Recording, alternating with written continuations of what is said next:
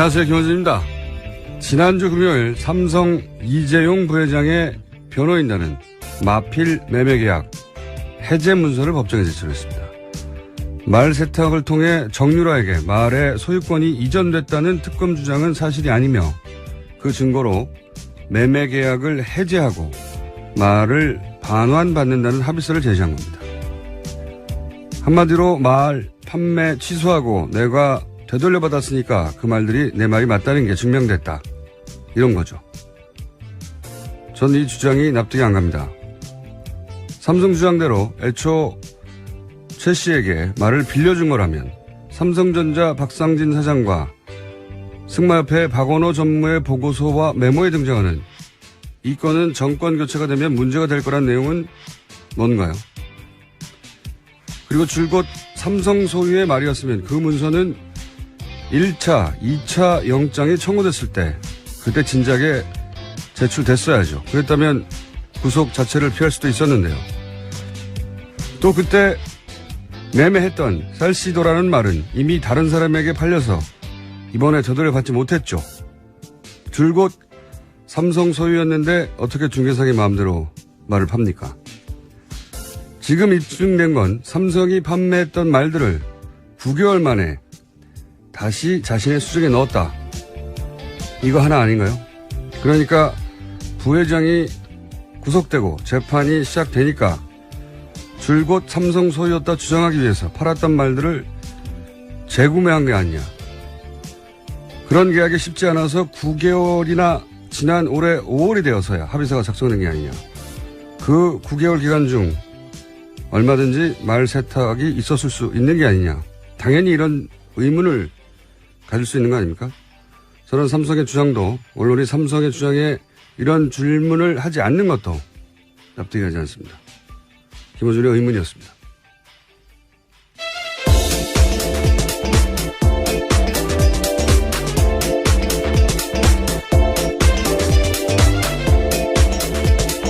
시사인의 김은지입니다. 네. 이 말 세탁 그리고 어제도 잠깐 얘기했던 그 매매 마필 계약 해지서. 예, 계약 해지, 매매 계약 해지. 매매 계약 해지는 매매 계약을 했다가 직후에 해지한다든가 뭐는 가능한데 9개월 지나서. 네, 최근입니다. 네. 5월이었거든요. 작년 8월에 팔았거든요. 네. 9개월 지나서 말 계약을 해지한다는 게 말이 됩니까 이게? 네. 어떤 계약도 팔고 나서 9개월 있다가 해지한다는 건 전 말 자체가 성립이 안 되는데 이제 그런 표현을 쓴 거는 원래 삼성 말이었다라는 그래서 되돌려받았을 뿐이다라는 주장을 하기 위해서 표현을 쓴 것 같아요. 이상하잖아요. 그러면 이런 삼성의 주장도 이상하지만 그 주장이 이상하다고 질문하지 않는 언론도 저는 이상한 거예요. 네. 찾아봤는데 아무도 그 이상하다고 말을 안 해서 다시 한번 언급을 했습니다. 네. 그러니까 그 9개월 동안 얼마든지 말 세탁이 있었던 거죠. 그리고 본인들 말이었다는 게 줄곧 삼성의 말이었다는 게 입증되려면 판매했는데 소유권을 다른 데 말 중개상이 이전시키나 못했어야 되는 거잖아요. 쌀시도라는 말은 팔아버렸거든요. 그럼 당연히 다른 말들도 다른 방식으로 얼마든지 말 세탁을 했거나 할 수 있죠. 예. 지금은 팔리지 않은 말만 되돌려받는 겁니다. 예. 언론이 다루지 않기 때문에 다시 한번 다뤄봤습니다. 조만간 또 안 다루면 또 한 번 다룰 생각입니다. 저희만. 자, 제가 시사인의 김은지 기자 했나요 벌써? 네, 이미 하셨습니다. 자, 첫 번째 뉴스는요? 어제 국민의당 진상조사단이 제보조작 진상조사를 발표했습니다. 이유미 씨 개인이 단독으로 저지른 사건이라고 밝혔는데요. 국민의당은 조직적 개입은 없었다고 주장하고 있습니다. 당 지도부 누구도 5월 초 의혹 제기 당시에는 조작 사실을 몰랐다라는 겁니다.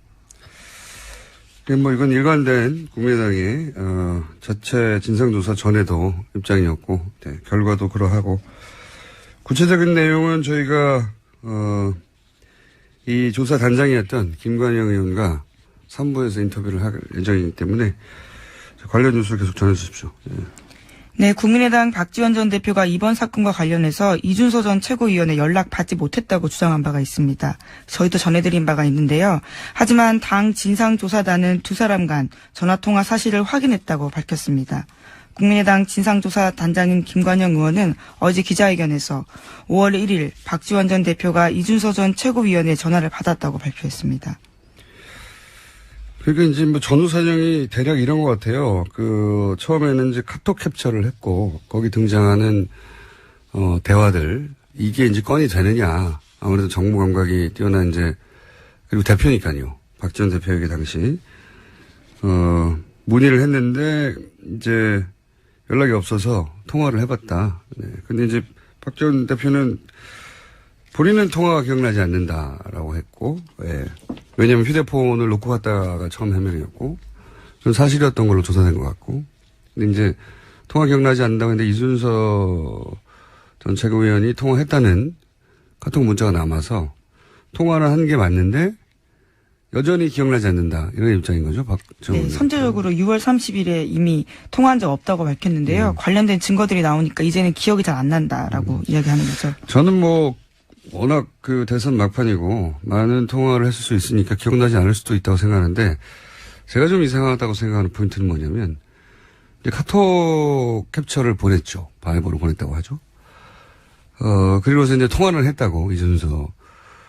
박지원 대표가 기억을 못한다 하더라도 이준서 당시 최고위원은 통화를 했다는 거잖아요. 그럼 이 건으로 되겠느냐 물어봤을 것이고 아마. 네, 확인해달라고 했다고 네. 합니다.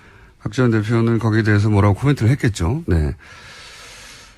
그 다음에 그걸로 부족해서 녹취를 이제 조작한 거죠. 그렇죠. 이은미 씨가. 그게 조작했는 사실을 당시 이준서 최고위원이 알았냐 몰랐냐는 이제 지금 검찰이 밝힐 내용이고. 근데 이제 녹취를 확보했어요. 그러면 똑같은 이유로 박지원 대표에게 카톡도 보냈는데요. 훨씬 더 강력한 증거가 나왔잖아요. 네.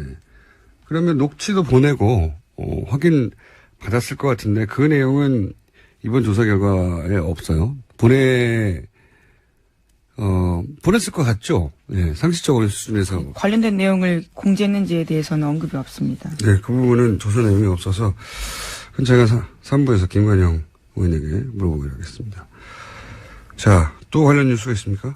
네, 또 당 진상조사단의 공식 발표하는 다른 주장이 나왔습니다.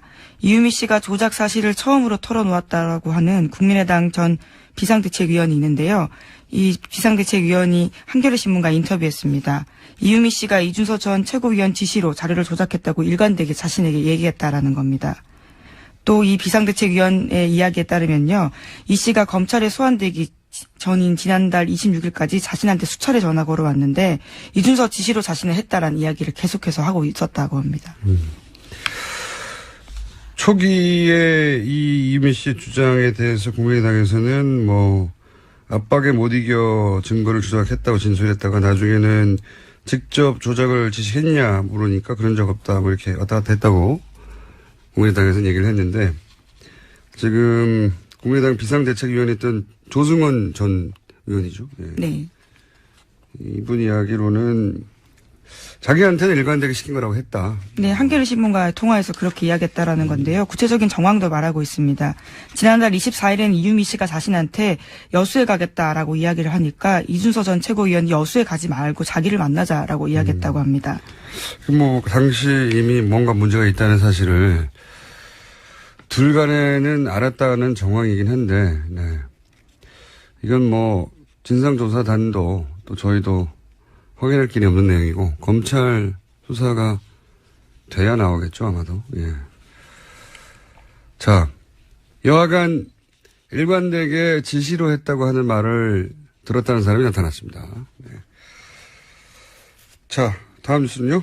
네, 특검이 블랙리스트 관련 혐의로 재판에 넘겨진 김기춘 전 실장에게 징역 7년, 조윤선 전 장관에게 징역 6년의 징역을 내달라고 재판부한테 요청했습니다. 특검은 이들에게 국가와 국민에 끼친 해악이 너무나 중대하다면서 구형의 이유를 설명했습니다. 또 참모로서 대통령의 잘못을 바로잡지 못하고 동조했고 나라를 분열시키려 했고 역사의 수레바퀴를 되돌려 놓으려고 했다고 질타했습니다. 하지만 두 사람은 여전히 무죄를 주장하고 있습니다.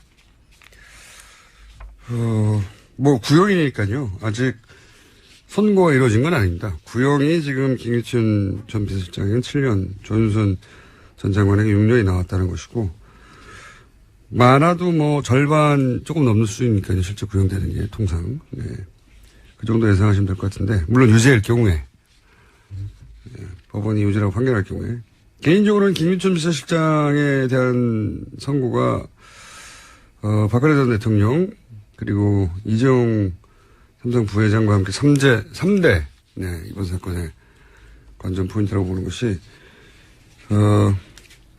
박정희 전 대통령 시절부터, 박근혜 전 대통령까지, 이 박씨 정권이라고 불러도 되겠죠. 두 번이나 했기 때문에. 그 특징을 김기춘 비서실장보다 잘 보여주는 인물은 없어요. 네. 굉장히 궁금합니다, 선고가. 이번 달 말에 있죠, 선고는? 네, 27일에 있습니다. 알겠습니다. 다음 순요?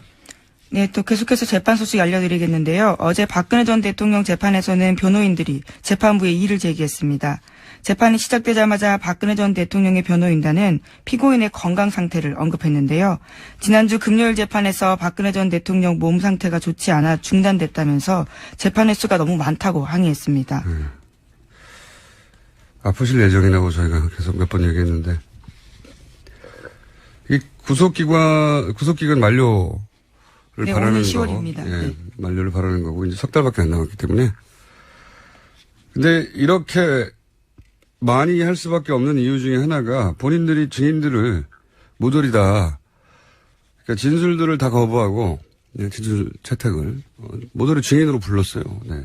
본인들이 이렇게 만든 거예요. 그래 놓고 다시 건강이 안 좋기 때문에 이렇게 자제하면 안 된다고. 어떻게든 이제 구속기간 만료까지는 버티려고 하는 거겠죠. 네, 지난주 금요일에는 박근혜 전 대통령이 책상에 머리 박고 한동안 엎드려 있었습니다. 피곤하다, 아프다, 몸이 안 좋다, 그런 표시겠죠. 네, 그래서 관련된 증명 자료도 제출하겠다라고 밝히고 있습니다. 알겠습니다. 예상한 대로 계속 흘러가고 있습니다. 다음 순요. 예, 어제 문재인 대통령이 오바마 전 미국 대통령과 토마스 바흐 IOC 위원장을 잇따라 만났습니다. 오바마 전 대통령을 만난 문재인 대통령은 한미 정상회담에서 대북 압박과 대화 병행에 합의한 점을 강조했습니다. 그러면서 지금은 북한이 대화의 문으로 나설 수 있는 마지막 기회가 될 거다라고 말했고요. 또 토마스 바흐 IOC 위원장을 만나서는 평창올림픽 북한 선수단 참가 문제 논의했습니다. IOC 위원장, 평창올림픽, 북한 참가단 문제 논의, 이건 군사 접촉 이외에 소프트한 접촉, 예. 북한과, 할 수 있는 조치를 먼저 하겠다는 것 같고, 저는 개인적으로 지금 오바마 전 대통령이 묘한 시기에 입고 계잖아요. 네. 두 가지가 궁금한데 우선 계약금이 얼마일까? 네. 이거 굉장히 사적인 궁금증입니다. 왜냐하면은 오바마 전 대통령 지명도가 세계적이고, 인기가 또 어느 나라에서는 높거든요. 그래서 자서전 계약도 외신에 따르면 역대 최고액이었죠. 그때, 펭귄 랜덤 하우스였나요? 6,500만 불에 이르는 700억이에요. 책을 팔기도 전에. 네. 빌 클린턴이 1,500만 불, 조지 부시가 1,000만 불, 이 정도 수준이었다고 기억하는데, 역대 최고액이죠. 그런데 이제 그것도 문제였지만 그 비슷한 즈음에 미국 내에서 이제 첫 강연을 했는데 그때 월가를 상대로 해서 비난을 받았고, 게다가 강연료가 40만 불이었어요. 90분 얘기하는데. 예. 한 번 강연에 100만 원, 200만 원이 아니라 4억 5천만 원 정도 되나요? 예. 대단하지 않습니까? 하필 그 대상이 본인이 계속 비난했던 월가로부터 그런 고액 강연료를 받는다고 본인이 비난했었거든요, 실제. 힐러리 클린턴에 대해서도 그 문제가 네, 경선이 한참일 때 그 문제가 불거졌었죠. 근데 본인이 이제 첫 강연이 그랬던 거예요. 그리고 또 이어지는 강연도 그랬고. 그리고 나서 첫 해외 일정이 이탈리아 밀라노였어요. 5월 달에. 얼마 안 된 거죠. 해외 첫 강연이 그거였는데, 당시, 입장료가 100만 원 정도 되겠죠? 110만 원? 850유로. 유료 강연을 했어요. 근데 그게 3,500석이었거든요. 그러면 입장료 수익만 한 38국 정도 되지 않습니까? 근데 이때 오바마가 강연료가 거의 입장료 수익인 300만 유로였다. 이건 제 추정이 아니라 영국 매체가 보도한 건데. 엄청나게 받지 않습니까? 강연 한 번 하는데 30몇 억. 국내 온 것도 이제 이렇게 시작한 세계 강연 일각인 것 같은데. 네, 조선일보에서 주최한 예. 행사입니다. 물론 이제 이렇게 3,500석 만석의 입장료가 100만 원 이런 행사가 있는지 없는지는 모르겠어요. 모르겠는데 그런 게 없다 하더라도 빌 클린턴 경우에 보면 국내 강연에 서너 배를 받았거든요. 그러면 지금 그 공시가가 40만 불 아닙니까? 서너 배 하면 벌써 미니멈 10억대가 넘어요. 행사에 따라서는 20억도 될 것 같은데. 궁금한 건 이거예요. 얼마를 받느냐? 그게 왜 궁금하냐면 그 자체가 궁금하다기보단 그 정도 액수를 주고 데려왔으면 그만큼 돈을 뽑을 수 있거나 아니면 돈은 아니어도 뭔가 이익이 있어야 되잖아요. 무용에. 돈을 뽑는 행사로 데려온 거라면 뭐 별로 궁금하지 않은데 무슨 이익이 있다고 데려왔을까.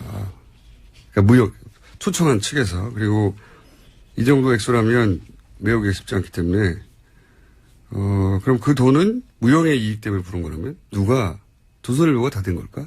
혹은 다른 주체가 있는 걸까? 이명박 전 대통령 만난 것과 관련이 있는 걸까? 뭐 이런 궁금증이 생겼습니다. 딱히 밝혀질 것 같지는 않지만 그냥 계속 궁금해하며 지켜볼 생각입니다. 왜 그랬을까? 문재인 대통령을 만난 거는 이제 오바마 전 대통령이 요구한 거라고 알려져 있죠. 직업발이죠. 한마디로 본인이 과거에 대통령에 있기 때문에 재단한다고 오바마 재단한다고 하니까 그거 대비해서 뭐 인맥도 추가로 쌓고 그런 의미도 있겠죠. 오바마 대통령이 온 거는 뭐 이해가 가요. 돈을 받았거나 뭐 이러니까. 부른 쪽이 궁금합니다. 왜 그랬을까요? 자, 궁금해서 뒤져봐도 이런 얘기는 없길래 좀 해봤습니다. 자, 다음 뉴스는요. 어제 자유한국당 새 지도부가 출범했습니다. 당대표 경선에서 승리한 홍준표 신임 대표는 보수 우파의 가치를 내세우며 강한 야당을 강조했습니다. 영수회담은 없을 거라고 강조했고요. 바른정당과 흡수통합할 거다라고 이야기했습니다. 또 홍준표 대표와 가까운 이철우, 류여회, 이재영 후보가 대거 지도부에 입성했습니다. 자, 지도부에 입성한 인물들의 면면을 보니까 더욱 강성 발언에 더욱 오른쪽으로 쏠리고 홍준표 신임 대표 이상의 발언을 할 분들로 구성이 됐네요. 65%가 넘는 득표율이니까요. 홍준표 대표가 당선된 만큼 이제 바른정당하고 이해훈 당대표죠. 바른정당에. 두 분을 모두 잘 아는 저로서는 두 분의 성격이 매우 극과 극이요. 어떻게 될지 매우 궁금합니다. 앞으로 어떻게 전망하시는 건가요? 티격태격 많이 하겠죠. 서로 사이가 좋아질 일은 두 분이 당대표를 그만둘 때까지 없을 거라고 저는 봅니다. 자, 하나 정도 더 다룰 수 있을 것 같습니다. 네, 국정원에서 적폐청산 TF 만들었다라는 소식은 이미 전해드린 바가 있는데요. 관련해서 국정원이 속칭 논두렁식의 사건에 개입했는지 또 최동욱 전 총장의 혼외자 사건에 개입했는지 등을 조사하고 있다고 합니다. 다 이제 국정원이 개입한 것으로 정황이 드러난 사건들인 거죠. 예를 들어 최동욱 혼외자는 어떻게 알았냐. 이 당시 국정원 직원이 재판장에 나와서 화장실에서 식당 화장실에서 들었다 뭐 이런 식의 이야기를 한 바가 있죠. 식당 화장실 옆칸에서 모르는 사람이 하는 이야기를 들었다는 이 말을 믿으라는 건 우리 국민들 평균 정신 상태를 금치산자로 보는 거죠. 국정원에서. 국정원 직원이 옆칸 화장실에서 누가 그러는데 어우 그래서 믿었다는 거 아닙니까? 어마어마한 화장실입니다. 그래서 실제로 국정원 화장실에서 들었다면 내가 이해 가요. 근데 음식점 강남의 한 음식점 화장실에서 들었다는 거죠. 네, 그래서 실제로 국정원 직원 송모 씨는 1, 2심에서 모두 유죄 판결 받은 바 있습니다. 그걸 누가 믿습니까? 어떤 재판장이 일반인도 그렇고. 근데 이제 검사가 되면은 국정원에서 이제 소위 말하는 조난 파일, 그게 계속 업데이트 된다고 봐야 하고, 승진할수록. 검찰총장 정도면 당연히 그런 파일이 있었겠죠. 이게 화장실에 들었다 이건 정말 너무 못 만든 시나리오예요. 아무리 들어주려고 해도. 또 관련해서 민주당에서 그 최순실 부정재산 특위 만든다는 얘기도 있죠. 예, 오늘 아침 한국일보가 보도했는데요. 당내 그런 조사 특위를 만들겠다라는 겁니다. 그렇군요. 이거는 안민석 의원이 추진하는 걸로 알려져 있고. 네, 또 위원장으로는 이해찬 의원이 거론되고 있다고 해당 기사에선 소개하고 있습니다. 뉴스공장도 이미 사실은 1월 달부터 쇼미더만이라고 안원구 청장과 준비하고 있는데 경쟁이 되겠네요. 네, 이번 달 안에 출범한다고 합니다. 저는 이미 출범했어요. 네. 자, 시사인의 김은지였습니다. 감사합니다.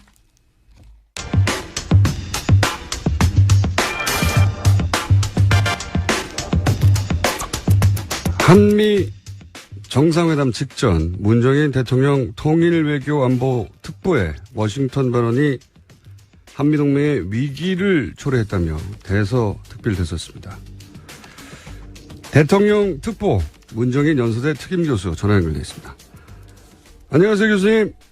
안녕하세요. 네, 지난주에 저희가 연락드렸었는데 이제 정상회담 끝나고 인터뷰하겠다고 하셨습니다. 그렇죠? 네, 그리고 전 특보 자격으로 얘기하는 게 아니고 교수 자격으로 얘기하는 거니까 양해 바랍니다. 알겠습니다. 혹시 다른 질문 전에 저희 뉴스공장 들으십니까, 평소에? 예. 가끔 듣습니다. 제가 왜 이런 말씀 드리냐면, 당시 그 발언 때, 그게 뭐가 문제냐고, 국내 매체 중에 거의 유일하게 첫날부터 제가, 옹호를 한 방송입니다. 그러니까 다른 방송에서는 안 할 이야기까지 오늘 좀 해주시기를 부탁이 드립니다. 예, 감사합니다. 예. 네, 저희도 장사를 해야 되기 때문에. 다른 이야기 전에, 워싱턴에서 학술대는 그게, 언제 결정된 겁니까? 특보 대신 후에 결정된 건가요? 아니, 훨씬 전에 결정됐죠. 그리고 그건 지난 5년 동안 매년 해왔던 한미동맹에 관한 회의거든요. 그렇군요. 그러니까 제가 궁금한 건 이겁니다. 특보가 되기 전에 결정이 된 거죠? 물론이죠. 예. 예. 훨씬 전에 결정. 그러면 대선도 전에 결정된 건 몇 개월 전에 된 건가요? 대선 전에 결정이 됐죠. 정확하게 회의를 하기로 한 거는 작년에 합의를 본 거고요. 아, 작년에요? 그다음에 프로그램의 성격은 금년 1월 정도 됐기 때문에 대선 전에. 그러니까 특보가 되신 후에 결정된 게 아니었다. 그렇군요. 그러면 그 학술대는 국고로 가신 겁니까? 왜냐면 나라 돈으로 가서 그런 말을 했다고 보수 언론에서 비판도 있었기 때문에. 아닙니다. 거기 이제 전직 외교부 장관, 통상교섭본부장, 그리고 현직 국회의원들은 사실상 외교부에서 지원해준 공공외교 지원사회 하나로 가셨고요. 그리고 저를 포함해서 교수 세 분은 동아시아 재단에서 여비 지원을 해줬죠. 그러니까 국고를 받고 간 것도 아니다. 이것도 사실관계가 틀린 비판이었네요. 자, 그럼 특보는 어떤 역할을 하는 겁니까? 대통령이 특보라는 게. 저는 두 가지로 봅니다. 하나는 대통령이 자문을 요청해 오는 거에 대해서 자문을 해주는 것. 예. 그게 제가 볼 때 제일 중요한 거고. 그 다음에 두 번째로는, 대통령이나 안보실에서 필요한 사항에 대해서 저에게, 특정한 임무를 줬을 때 그 임무를 수행하는 것. 두 가지로 이해하고 있습니다. 자문을 구하거나 또는 이런 일을 좀 해달라고 했을 때, 도와주신 역할. 그러면 네, 그 대가로 급여를 받으십니까? 급여 없습니다. 급여가 전혀 없어요? 네, 급여도 없고, 아직까지 활동비도 없던데요. 국고 지원을 한 것도 아니고, 급여를 받는 것도 아닌데, 그럼 그거 왜 하십니까, 그거? 아니, 저는 문재인 정부가 성공적으로 잘 됐으면 하는 마음에서요. 그래요? 세상이 꼭 무슨 보상을 받고 일만 하는 것은 아니지 않습니까? 그러니까 그렇긴 한데요. 정부에 도와주고 싶으니까. 예. 네, 그렇긴 한데 이제 그 행사도 특보로 하신 게 아니고 국고로 하신 것도 아니고 또 특보 활동에 급여를 받거나 활동비를 따로 받는 것도 전혀 없다. 그러니까 이게 학자 개인 자격으로 발언했다는 게 이게 틀린 말이 아닌 거군요. 물론입니다. 왜냐면 제 본업은 교수니까요. 제 본국도 대학에서 나오는 거고, 그리고 특보라고 하는 것은 비상근, 직책으로서 대통령이 위촉을 받은 거거든요. 그래서, 대통령을 도와주는 거니까. 근데 한국 언론에서 그냥 우리 특보라고 하는 자리를 너무 과도하게 평가를 해 주셔서 제가 갑자기 예기치 않게 상당히 중요한 사람이 됐죠. 나라를 좌지우지하시는 분이 됐는데. 그러니까 이게 비상근 명예직 정도 되는 거군요. 그렇게 이해하시는 게 정확할 겁니다. 일단 잠깐 사실관계 먼저 짚어봤고요. 방금이라 하면 표현이 그렇습니다만 바로 전에 방미 이 정상회담이 끝났기 때문에 우선 이 정상회담 결과는 전문가로서 어떻게 평가하십니까? 전반적으로. 저는 아주 기대 이상으로 성공적이었다고 봅니다. 어떤 점에서 그렇습니까? 예. 우선 대한민국 국민 많은 분들이 걱정하는 게 한미동맹 잘못될 것 아닌가 했는데 한미동맹 분명하게 짚고 넘어가셨고, 그리고 한국과 미국 사이에 북한의 비핵화라고 하는 걸 공동의 목표로 분명히 설정을 했고, 그리고 세 번째로는 그 틀 안에서 한국이 보다 더 주도적 역할을 한다라고 하는 것을 명백히 했기 때문에 저는 전반적으로 이번 정상회담은 상당히 성공적이었다고 평가합니다. 이런 표현을 하셨어요. 예, 정상회담 전에 문 대통령, 트럼프 대통령은 음양의 조화를 이루어서 성공적이 될 것이다. 이렇게 표현하셨는데 이게 어떤 의미입니까? 트럼프 대통령은 상당히 공세적인 분 아닙니까? 예. 반면에 우리 문재인 대통령은 상당히 차분하고 진지한 분이고, 저는 처음부터 그렇게 봤습니다. 이런 성격이 가령 해서 저 자신도 상당히 공세적인 사람이거든요. 제가 좋아하는 분들은 또 상당히 차분하고 진지한 사람을 또 좋아하거든요.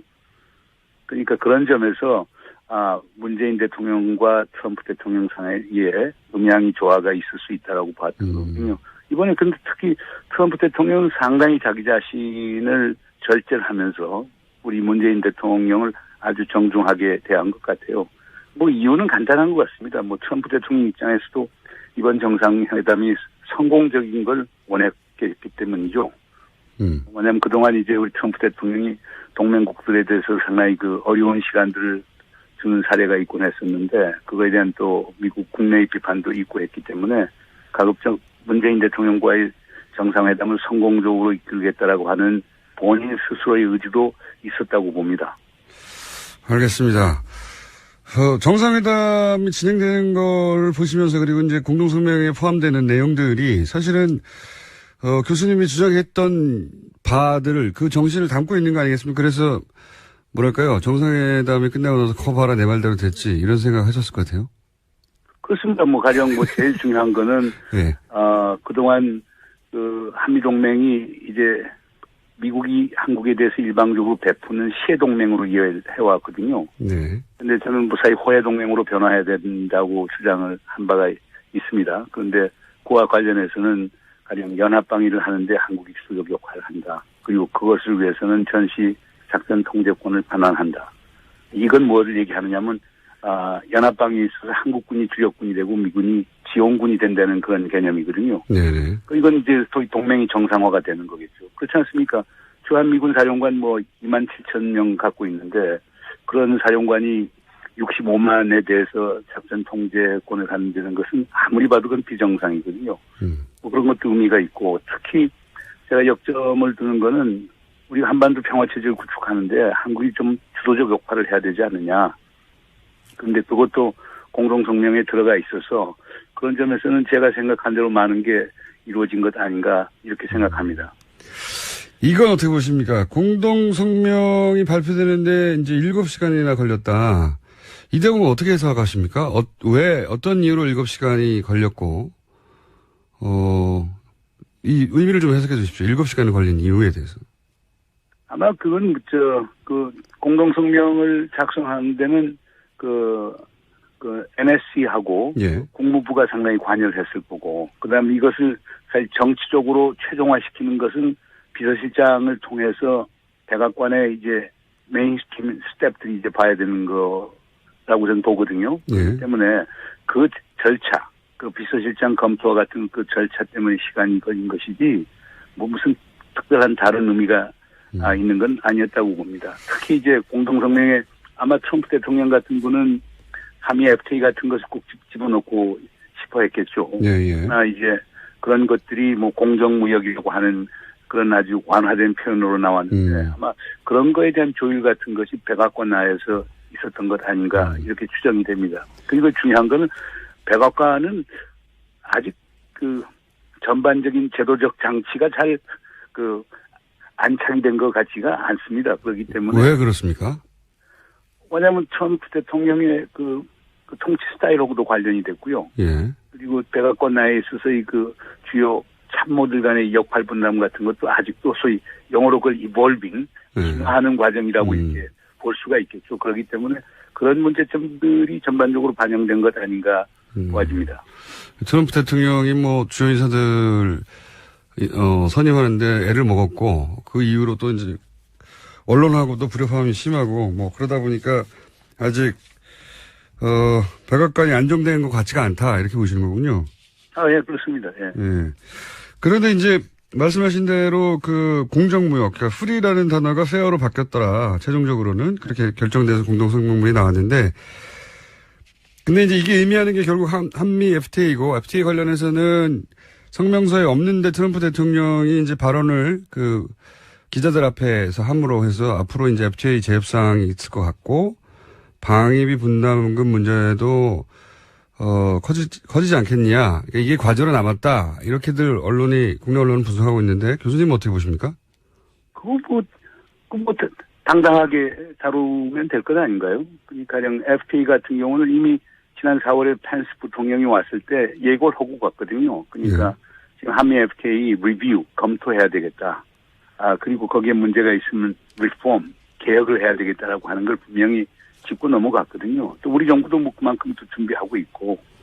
그리고 사실상 트럼프 대통령께서 이제 말씀하시는 거 보면 조금 이렇게 현실 왜곡되는 부분이 있는 것 같아요. 왜냐하면 우리가 한미 경제 관계를 보면은 상품 교육 같은 데는 우리가 뭐 110억 불씩 흑자를 보고 있지만 서비스 교육이라든가 투자 계정이라든가 이런 걸 보면은 미국이 흑자를 보고 있거든요. 게다가 지금 뭐 그 문재인 대통령도 지적을 했습니다마는 우리가 미국 무기를 제일 많이 사오는 국가 아닙니까?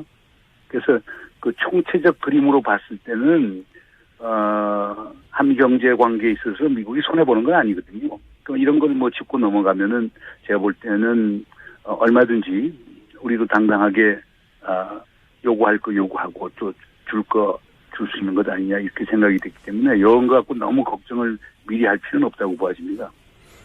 방위비 분담도 마찬가지입니다. 네. 그러니까 xem 보세요. 지금 통계가 이제 다 다른데요. 우리가 지금 지금 2016년 기준으로 해서 우리가 지금 미국 측에 주한미군에게 이제 부담하는 방위비 분담이 되는 게 한 뭐 9,440억 정도 이렇게 되거든요. 네. 그 중에 뭐 인건비가 3,630억, 군수지원비가 1,591억, 군사건설비가 4,220억 이렇게 되는데 그 중에 아직도 지금 주한미군이 미집행분이 3,650억 원씩이나 됩니다. 그러니까 지금 우리가 9,400억 이걸 갖고도 평가도 다릅니다. 가령 주한미군 사령관인 브룩스 사령관 같은 경우는 그게 전체 방위비 분담의 41%가 된다고 주장도 하고 또 전 주한미 대사 같은 경우는 55% 된다고 되어 있는데 그러니까 거의 반 정도를 우리 한국 정부가 지금 부담을 해주고 있거든요. 이미 분담하고 있다. 네, 그럼에도 불구하고 지금 주한미군 같은 데는 군사건설비 부분에서 결국 3,650억 원을 우리가 공유한 돈을 현금으로 지금 가지고 있거든요. 예. 그러니까 이것도 이제 금년 12월부터 이제 협상이 들어가거든요. 그러니까 이제 방위 분담 4년 동안에 걸친 이제 분담을 어떻게 할 것인가를 이렇게 그 협상에 들어갈 건데 뭐 자세히 들어가면은 뭐 그렇게 큰 부담이 있을 거라고 보지는 않습니다. 왜냐하면 우선 뭐 주한미군이 돈 제일 많이 들어가는 건 주한미군 그 주둔군들에 대한 급료, 인건비하고 그다음에 무기 체계 같은 것, 장비 같은 것들이거든요. 그건 기본적으로 뭐 독일도 그렇고 일본도 그렇고 그거는 기본적으로 미국이 부담을 하는 거거든요. 예. 그걸 빼놓고 뭐 군수 지원을 한다든가 군사 건설 한다든가 이런 것들은 제가 볼 때는 액수가 나오도 그렇게 크게 나오지 않을 거라고 봐요. 그렇기 때문에 이것도 당당하게 우리가 좀 협상하고 좀 투명하게 했으면 좋겠어요. 일본 같은 데는 소요 충족형이라고 해서 매년 사실상 주일 미군이 요구를 하고 그다음에 일본 정부가 그걸 검토해서 그거에 대해서 지불을 하거든요. 그러니까 미집행분 같은 게 남지가 않죠. 근데 한국 같은 건 총액 기준으로 하기 때문에 그러니까 우리가 미군이 지금 어떻게 어느 정도 지금 한국에서 자기들이 돈을 쓰고 있는 걸 우리가 알지 못하고 있어요. 명세를 모르는군요, 우리는. 네, 그러니까 왜냐하면 총액 기준으로 가니까.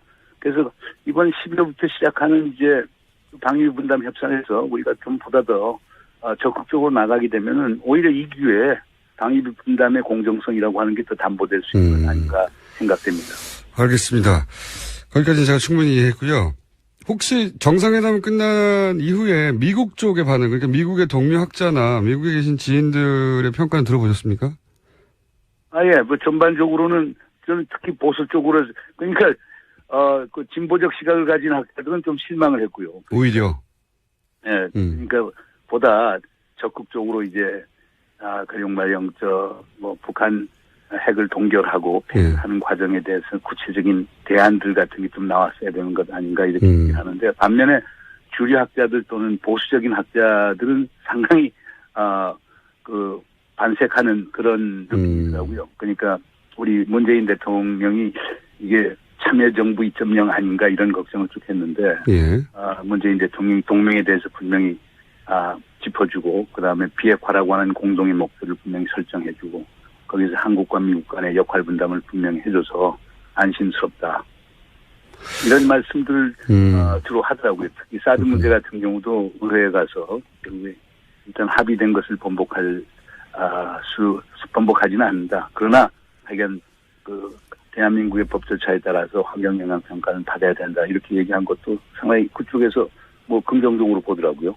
예, 환경영향평가 말씀하시니까 환경영향평가 해야 된다고 하셨다가 4개월간 그것도 국내 언론에 공격을 많이 받으셨는데 혹시 당시 그런 발언하면서 국내에 돌아가면 이런 발언으로 본인이 공격을 받을 거라는 예상하셨어요? 저는 못했죠. 그건 아직 단순한 법상식 아닙니까?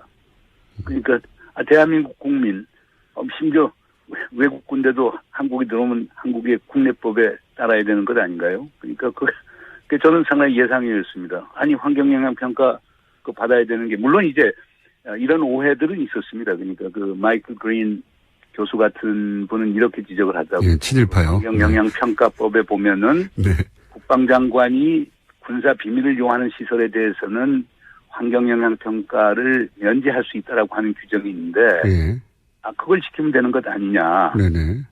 근데 그걸 안 하는 이유가 결국에 의도적으로 사드 배치를 지연시키거나 철회시키기 위한 한국 정부의 의도가 아니냐. 네네. 이렇게 지적을 했었습니다. 그래서 그러나 이제 저 입장은 뭐 김종대 의원도 그걸 참 지적을 잘해 주셨는데 그러니까 이미 한민구 장관이 성주에 내려가서 성주 주민들에게 환경영향평가를 받겠다고 약속을 한 상황이다. 국방장관이 스스로 약속을 했기 때문에 그리고 그걸 면제하지 않겠다라고 밝혔는데 그것을 현 정부에서 어떻게 뒤집을 수 있느냐라고 하는 이제 답변을 했는데 그래서 하여간 중요한 건 한국 현 정부 탄생된 게 결국에 시민의 힘, 촛불의 힘 갖고 당선된 건데 그러면 촛불이 힘이 요구하는 건 뭡니까? 결국 민주주의 제대로 하라, 법의 지배를 제대로 하라는 것 아닙니까? 네. 그런 점에서는 환경영향평가는 받아야 되는 거겠죠, 뭐.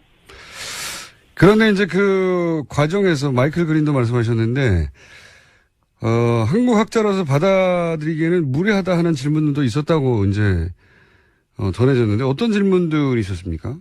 그게 이제 뭐, 그것도 이제 논란이 된 거였죠. 그러니까 그러니까 문재인 정부가 사드 배치를 철회한다라고 하면은, 그러면은 뭐 트럼프 대통령이 주한미군 철수할 가능성도 있다.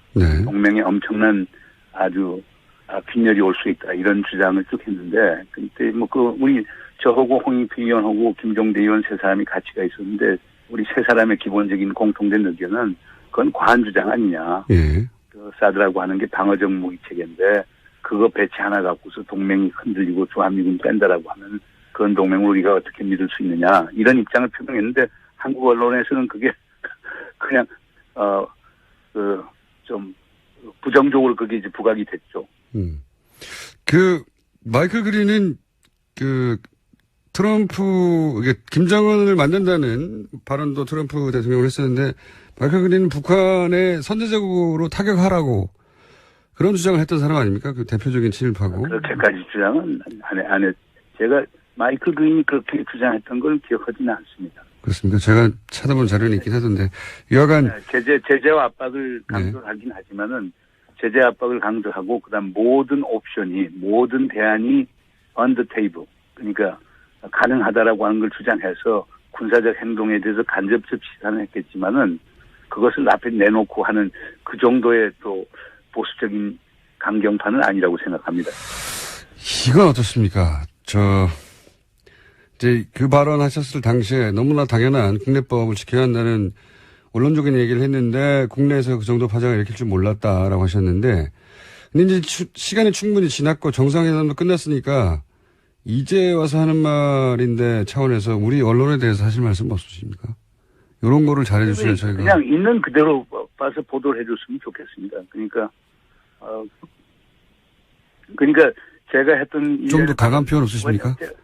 제가 워싱턴 가서도 이제 그런 우리 뭐 특파원들뿐만 아니고 네. 뭐 띵크탱크도 여러 군데 가서 얘기를 하면서 그와 비슷한 얘기를 했었는데 미국 인사들 또는 미국 언론인들은 그걸 있는 그대로 받아들이고 새 정부의 정책이 이렇게 나갈 수도 있구나라고 하면서 상당히 주의 깊게 지켜보던데 우리 특파원분들께서는 그런 것이 상당히 그 거부감이 상당히 강한 그런 느낌이 들었어요. 그래서 뭐 그럴 수도 있겠다. 뭐 지난 9년 동안 우리 보수 정부에서 뭐 제재와 압박, 한미동맹 지상주의 이런 것들이 주장되어 왔기 때문에 그런 파라다임에 익숙할 수도 있겠다라고 하는 생각을 했습니다.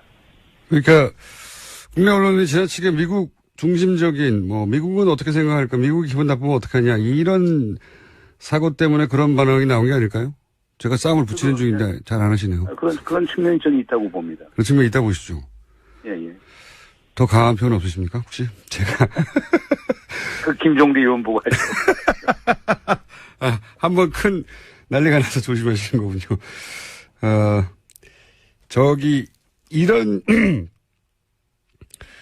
이런 부분 없으십니까? 이 정상회담에서 이건 다뤄졌어야 되는데 좀 아쉽다. 글쎄요, 제가 볼 때 그 공동성명 그 6개 항을 보면은 다룰 거 다 다루지 않았느냐. 사드 문제 같은 경우 왜 들어가지 않았느냐고 얘기했는데 사실 사드 문제가 우리 언론 같은 데 상당히 크게 대두가 되고 그랬지만 사드 엄격한에서 그건 무기체계 하나지 않습니까? 네. 그 말도 하셨죠. 그건 실무에서 논의하면 되는 거거든요. 이거 정상회담에서 논의할 건 아니니까. 그래요? 저는 그렇게 생각합니다. 왜냐하면 물론 사드 문제가 지금은 아주 높은 수준의 상징성을 갖고 있는 건 분명한 사실입니다. 그럼에도 불구하고 그건 무기체계고 그건 실무 수준에서 논의하면 되는 것이기 때문에 이게 정상회담의 주요 쟁점으로 부각이 돼서 그게 정상회담의 성공과 실패를 가늠하는 그런 아젠다가 되는 건 바람직하지 않다고 저는 생각했습니다. 실제 그랬습니다. 대통령 간의 주요 아젠다는 아니었던 것 같습니다. 얘기를 나누는지 모르겠지만. 그렇습니다. 예. 이번 사드 문제는 빼졌죠. 그러니까요. 자. 다른 예를 들어서 개성공단 재개라든가 금강산 사업 재개 같은 것도 다 빠졌거든요. 네. 정상회담은 일단 하기로 결정을 하면은요. 그게 성공적이어야 하기 때문에 서로가 불편하고 그것 때문에 정상회담이 결렬이 된다라고 하는 그런 의제들은 가급적 빼는 게 국제외교의 기본 상식이거든요. 알겠습니다. 정상회담은 그걸 그냥 따랐다고 생각이 됩니다. 교수님 스튜디오에 한번 나와주십시오. 예, 그렇게 하도록 하죠. 네. 앞으로 별일이 많을 것 같은데. 뚜루루룽 위원했던 조승원 전 의원이죠. 예. 네. 이분 이야기로는 자기한테는 일관되게 시킨 거라고 했다. 네, 한겨레 신문과 통화해서 그렇게 이야기했다라는 건데요. 구체적인 정황도 말하고 있습니다. 지난달 24일에는 이유미 씨가 자신한테 여수에 가겠다라고 이야기를 하니까 이준서 전 최고위원이 여수에 가지 말고 자기를 만나자라고 이야기했다고 합니다. 당시 이미 뭔가 문제가 있다는 사실을 둘 간에는 알았다는 정황이긴 한데, 네. 이건 진상조사단도 또 저희도 확인할 길이 없는 내용이고, 검찰 수사가 돼야 나오겠죠, 아마도. 예. 자, 여하간 일관되게 지시로 했다고 하는 말을 들었다는 사람이 나타났습니다. 네. 자, 다음 뉴스는요? 네, 특검이 블랙리스트 관련 혐의로 재판에 넘겨진 김기춘 전 실장에게 징역 7년, 조윤선 전 장관에게 징역 6년의 징역을 내달라고 재판부한테 요청했습니다. 특검은 이들에게 국가와 국민에 끼친 해악이 너무나 중대하다면서 구형의 이유를 설명했습니다. 또 참모로서 대통령의 잘못을 바로잡지 못하고 동조했고 나라를 분열시키려 했고 역사의 수레바퀴를 되돌려 놓으려고 했다고 질타했습니다. 하지만 두 사람은 여전히 무죄를 주장하고 있습니다. 뭐 구형이니까요. 아직 선고가 이루어진 건 아닙니다. 구형이 지금 김기춘 전 비서실장에게는 7년, 조윤선 전 장관에게 6년이 나왔다는 것이고, 많아도 뭐 절반 조금 넘는 수준이니까요. 실제 구형되는 게 통상. 네. 그 정도 예상하시면 될 것 같은데, 물론 유죄일 경우에, 네. 법원이 유죄라고 판결할 경우에. 개인적으로는 김기춘 비서실장에 대한 선고가 박근혜 전 대통령 그리고 이재용 삼성 부회장과 함께 3대, 네, 이번 사건의 관전 포인트라고 보는 것이, 박정희 전 대통령 시절부터, 네, 박근혜 전 대통령까지, 이 박씨 정권이라고 불러도 되겠죠. 두 번이나 했기 때문에. 그 특징을 김기춘 비서실장보다 잘 보여주는 인물은 없어요. 네. 굉장히 궁금합니다, 선고가. 이번 달 말에 있죠, 선고는? 네, 27일에 있습니다. 알겠습니다. 다음 순요? 네, 또 계속해서 재판 소식 알려드리겠는데요. 어제 박근혜 전 대통령 재판에서는 변호인들이 재판부에 이의를 제기했습니다. 재판이 시작되자마자 박근혜 전 대통령의 변호인단은 피고인의 건강 상태를 언급했는데요. 지난주 금요일 재판에서 박근혜 전 대통령 몸 상태가 좋지 않아 중단됐다면서 라고 했고, 예. 왜냐면 휴대폰을 놓고 갔다가 처음 해명이었고, 좀 사실이었던 걸로 조사된 것 같고, 근데 이제 통화 기억나지 않는다고 했는데 이준서 전 최고위원이 통화했다는 카톡 문자가 남아서 통화를 한 게 맞는데 여전히 기억나지 않는다. 이런 입장인 거죠. 네, 선제적으로 6월 30일에 이미 통화한 적 없다고 밝혔는데요. 관련된 증거들이 나오니까 이제는 기억이 잘 안 난다라고 이야기하는 거죠. 저는 뭐 워낙 그 대선 막판이고 많은 통화를 했을 수 있으니까 기억나지 않을 수도 있다고 생각하는데 제가 좀 이상하다고 생각하는 포인트는 뭐냐면 이제 카톡 캡처를 보냈죠. 바이버로 보냈다고 하죠. 그리고서 이제 통화를 했다고 이준서. 박지원 대표가 기억을 못한다 하더라도 이준서 당시 최고위원은 통화를 했다는 거잖아요. 그럼 뭐 이 건으로 되겠느냐 물어봤을 것이고 아마. 네, 확인해달라고 했다고 네. 합니다. 박지원 대표는 거기에 대해서 뭐라고 코멘트를 했겠죠. 네. 그 다음에 그걸로 부족해서 녹취를 이제 조작한 거죠. 그렇죠. 이은미 씨가. 그게 조작했는 사실을 당시 이준서 최고위원이 알았냐 몰랐냐는 이제 지금 검찰이 밝힐 내용이고. 근데 이제 녹취를 확보했어요. 그러면 똑같은 이유로 박지원 대표에게 카톡도 보냈는데요. 훨씬 더 강력한 증거가 나왔잖아요. 네.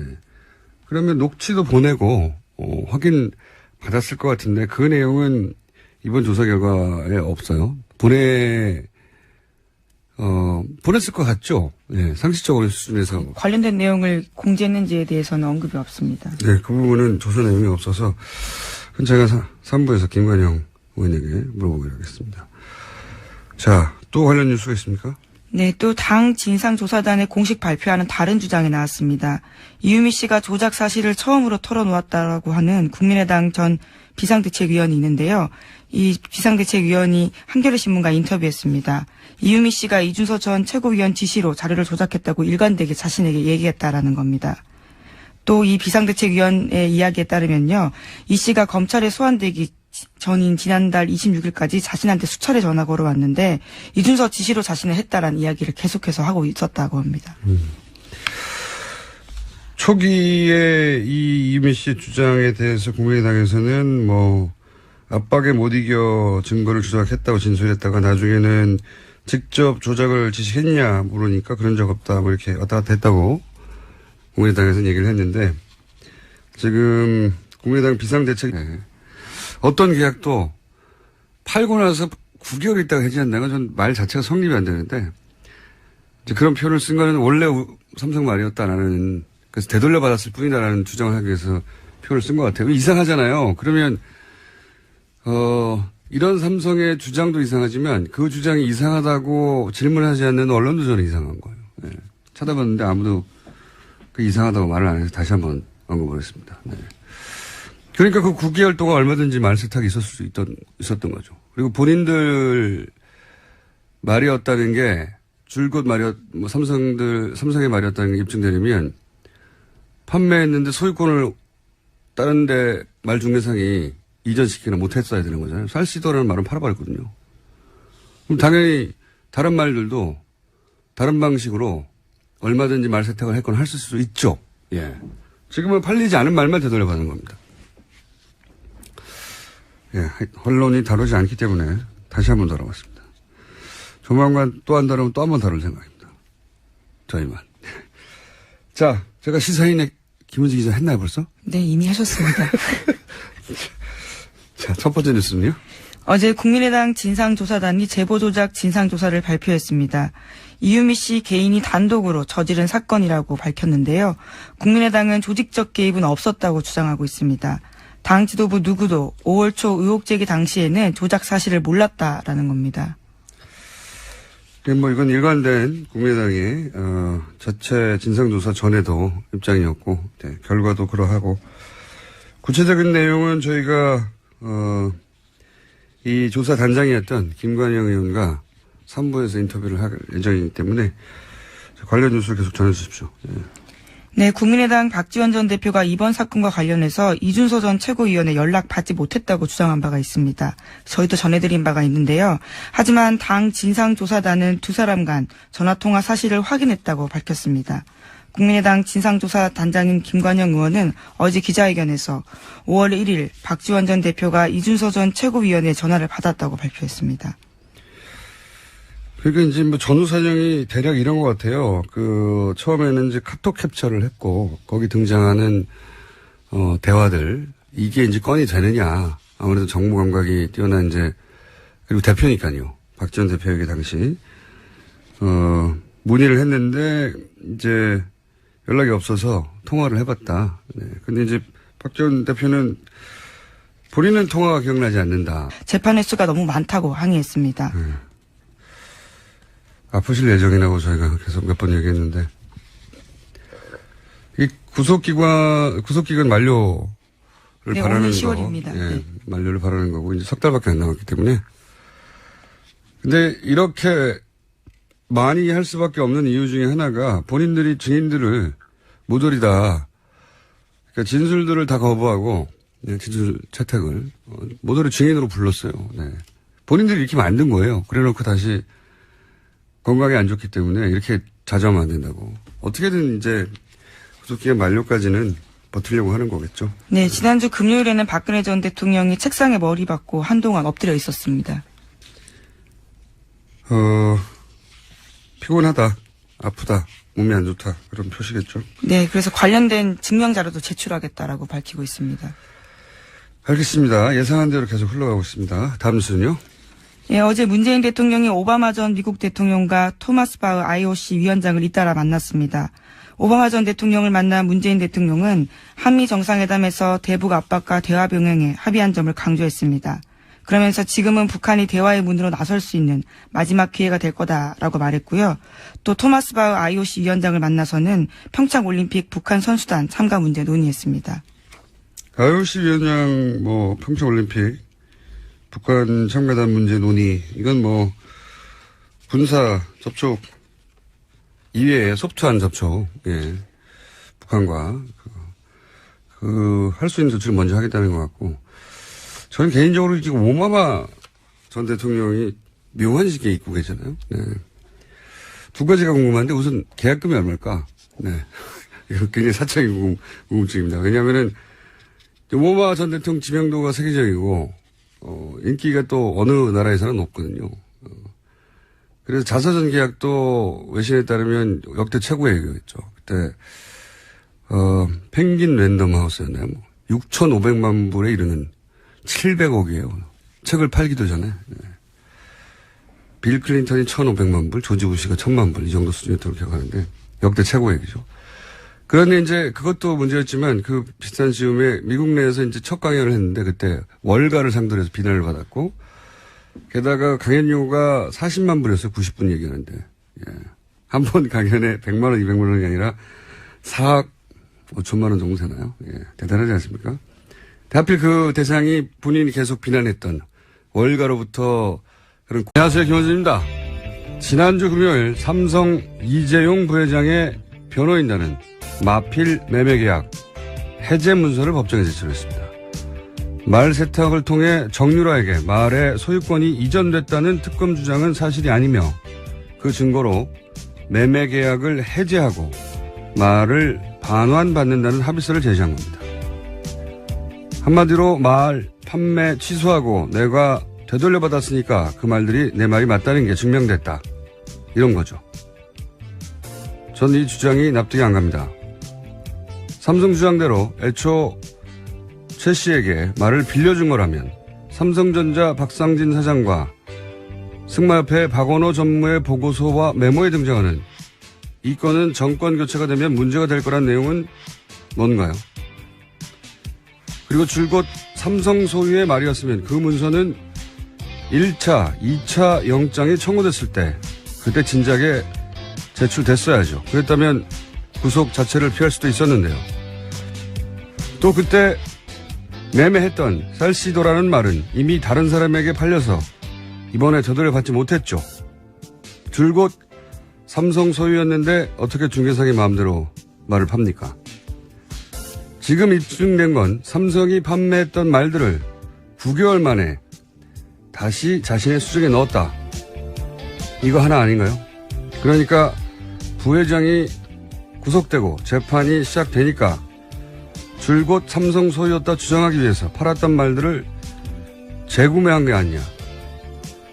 그런 계약이 쉽지 않아서 9개월이나 지난 올해 5월이 되어서야 합의서가 작성된 게 아니냐. 그 9개월 기간 중 얼마든지 말 세탁이 있었을 수 있는 게 아니냐. 당연히 이런 의문을 가질 수 있는 거 아닙니까? 저는 삼성의 주장도 언론이 삼성의 주장에 이런 질문을 하지 않는 것도 납득이 가지 않습니다. 김어준의 의문이었습니다.